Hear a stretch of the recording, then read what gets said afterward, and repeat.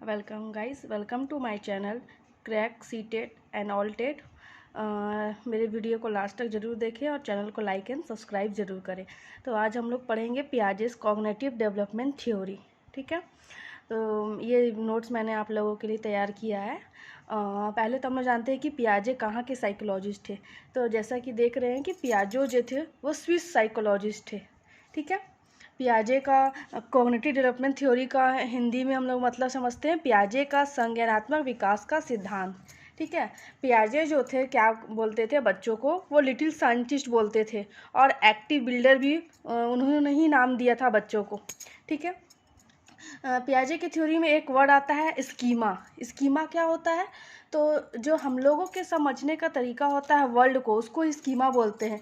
Mental models to represent the world. Okay, ये होता है एसिमिलेशन, एकोमोडेशन, इक्विलिब्रेशन। ये चारों जो वर्ड्स हैं ये बहुत ही इंपॉर्टेंट है। ये एग्ज़ाम पॉइंट व्यू से बहुत ही इंपॉर्टेंट है क्योंकि एग्ज़ाम में ये सब वर्ड क्वेश्चन में आते हैं, तो इसका मतलब आप लोग को समझना है।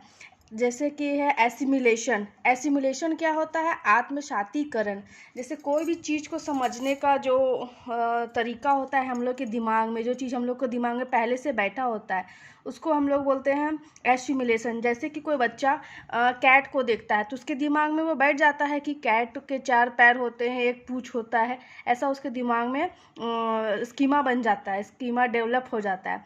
उसके बाद आता है एकोमोडेशन। एकोमोडेशन वो होता है कि जो एसिमिलेशन होता है हमारे दिमाग में उसको हम लोग मॉडिफाई करते हैं। जैसे कि कोई बच्चा है, वो बिल्ली को देखा, उसके बाद वो कुत्ता को देखता है तो वो सोचता है कि हाँ ये भी एक प्रकार का बिल्ली ही है जिसका पूँछ है, लेकिन फिर उसको पता चलता है कि नहीं ये कुत्ता है। तो वो अपना जो पहले का स्कीमा रहता है उसको मॉडिफाई करता है या तो फिर नया स्कीमा बनाता है। और इक्विलिब्रेशन क्या होता है? इक्विलिब्रेशन ये होता है जो हमारे दिमाग में जो स्कीमा बना हुआ है और जो हम देख रहे हैं वो दोनों सेम हो, या हम उसको समझ जाए कि हाँ ये कुत्ता है ये बिल्ली है, तो ये एक इक्विलिब्रेशन हो जाता है। और अगर वही उस बच्चे के दिमाग में कुछ डाउट रह जाते हैं कि ये कुत्ता था तो ये बिल्ली कैसे हो गया, तो वो जो होता है वो डिसइक्विलिब्रेशन कहलाता है। ठीक है, इक्विलिब्रेशन में एक वर्ड आता है एडेप्टेशन। एडेप्टेशन में वो होता है जो हम ग्रहण कर लेते हैं, जो हम समझ लेते हैं अपने दिमाग में कि हाँ ये क्या है, इसमें क्या अंतर है। ठीक है, उसके बाद आता है स्टेजेस ऑफ कॉग्निटिव डेवलपमेंट। तो पियाजे जो थे वो कॉग्निटिव डेवलपमेंट के बारे में 4 स्टेजेस बताए हैं। Sensory motor. सेंसरी मोटर को हम लोग बोलते हैं शैशवावस्था, जो बर्थ से लेकर 2 ईयर्स तक का होता है।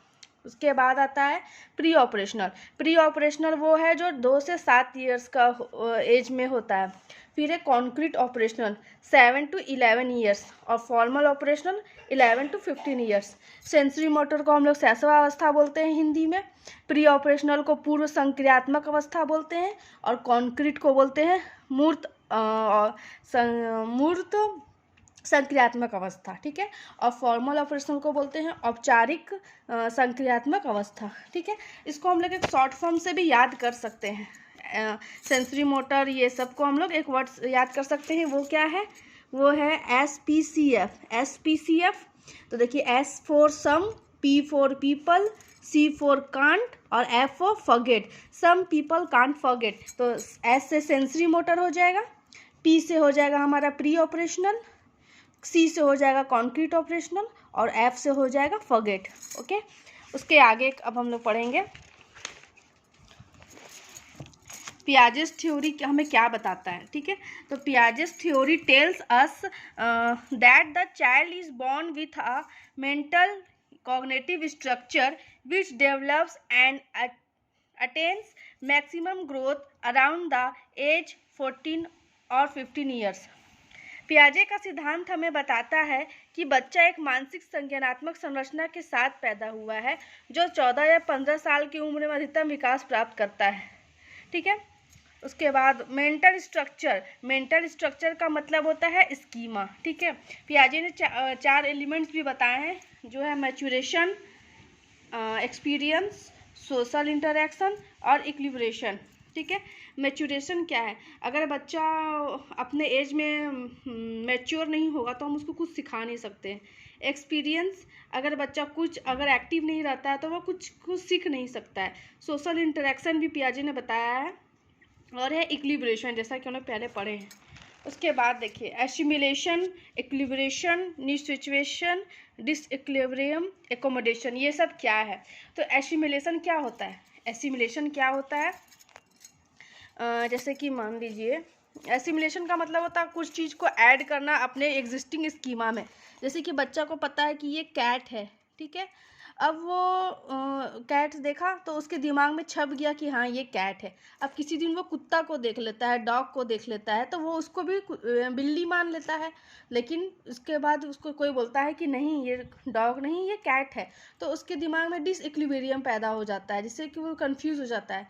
तो वो क्या करेगा, कोई बताएगा तो वो फिर अपने जो एग्जिस्टिंग स्कीमा है उसको मॉडिफाई करेगा, या तो फिर न्यू स्कीमा बनाएगा और समझ जाएगा कि हाँ ये डॉग है, ठीक है। तो ये हुआ एकोमोडेशन। मतलब एकोमोडेशन मतलब होता है क्या, जब हम एग्जिस्टिंग स्कीमा में कुछ बदलाव या मॉडिफिकेशन करते हैं तो वो हो जाता है एकोमोडेशन, ठीक है। और जहाँ भी आप लोग कोई वर्ड की वर्ड्स है, जैसे कि एग्जाम में दिया रहे कोई भी क्वेश्चन में ऐड, एग्जिस्टिंग स्कीमा, तो इसका मतलब हो जाएगा वो एसिमिलेशन के बारे में बात कर रहा है। और जहाँ भी किसी भी क्वेश्चन में अगर आप देखते हैं एडजस्ट, मॉडिफाई, मैनिपुलेट, तो वो हो जाएगा एकोमोडेशन। एकोमोडेशन का मतलब ही है वो जो एग्जिस्टिंग स्कीमा है उसको मॉडिफाई करना, ठीक है।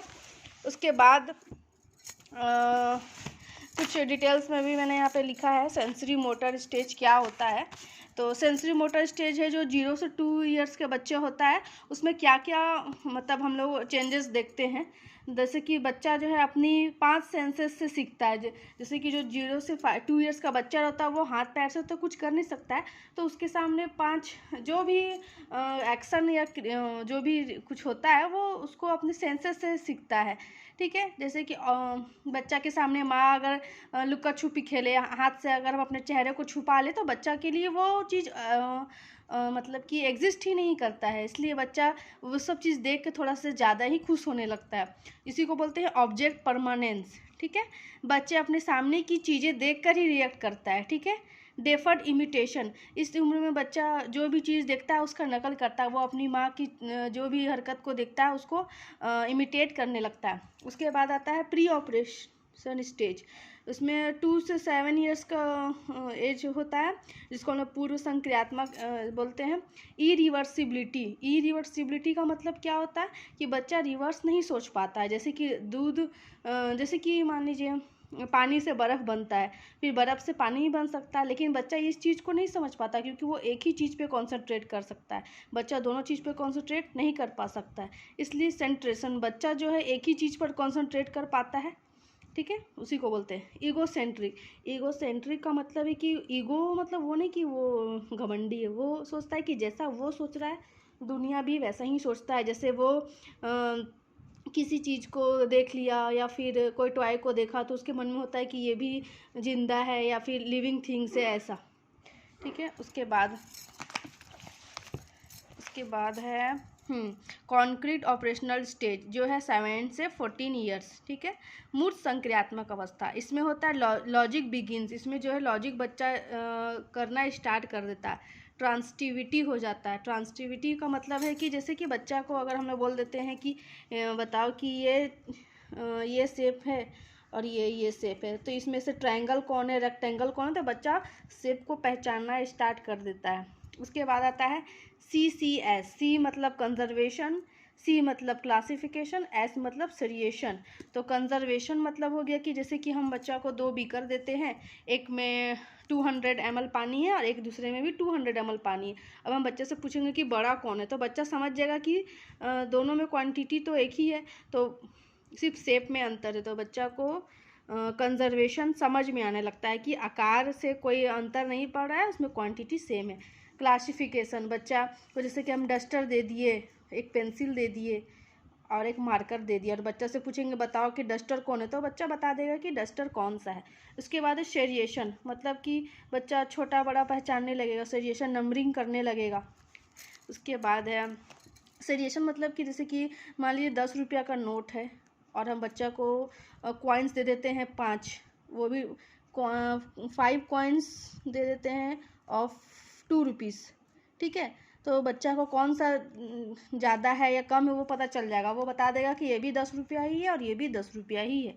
उसके बाद आता है फॉर्मल ऑपरेशनल स्टेज, जो कि 11 से एबव होता है, जिसको हम लोग औपचारिक संक्रियात्मक भी बोलते हैं। इसमें बच्चा एब्स्ट्रैक्ट लॉजिक स्टार्ट कर देता है, मतलब कि वो अमूर्त तर्क भी देना स्टार्ट कर देता है। उसके बाद है डिडक्टिव थिंकिंग, वो डिडक्टिव रीजनिंग भी करने लगता है।